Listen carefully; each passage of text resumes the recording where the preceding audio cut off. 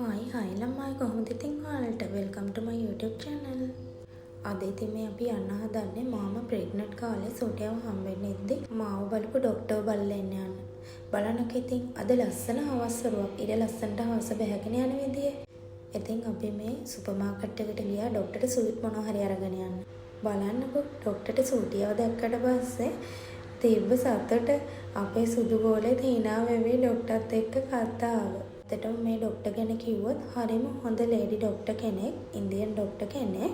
මෙයා තමයි මම ප්‍රෙග්නන්ට් කාලේ මෙයා ක්ලිනික් වලට මම ගියේ. මට මෙයාව රෙකමන්ඩ් කරන්න පුළුවන්. මෙයාගේ නම තමයි ඩොක්ටර් කොමිලා. හරිම ගුණයහපත් ඩොක්ටර් කෙනෙක්. ඉතින් අපි ඩොක්ටර්ව හම්බෙලා ඊළඟට ගියේ වාහනේ ඔටෝ වොෂ් එකක් දාගන්න. මේ වොෂ් එක දාන ගමන් සුදු බෝල්ලන් ටිකක් සද්දට බය වෙලා මට ගුලි වෙලා තමයි ඔය ඉන්නේ. දැන් නම් වාහනේ ඔටෝ වොෂ් එක ඉවරයි. දැන් යාළ වාහනේ පිහදලා අපිට දෙනවා. දැන් ඉතින් මේ අපි යන්න හදන්නේ මම කලින් වැඩ කරපු තැන මගේ යාළුවෙක් හම්බෙන්න තමයි. බලන්නකෝ ඩුබායි ලස්සනම රෑට. අපිට දැන් මේ අයියම හම්බුණා. දැන් අපි ඩිනර් එක ගන්න රෙස්ටෝරන්ට් එකට යන ගමන් ඇත්තට මේ අයියා මට හුඟක් උදව් කරලා තියෙනවා වැඩ කරන දවස්වල. හරිම සපෝට්.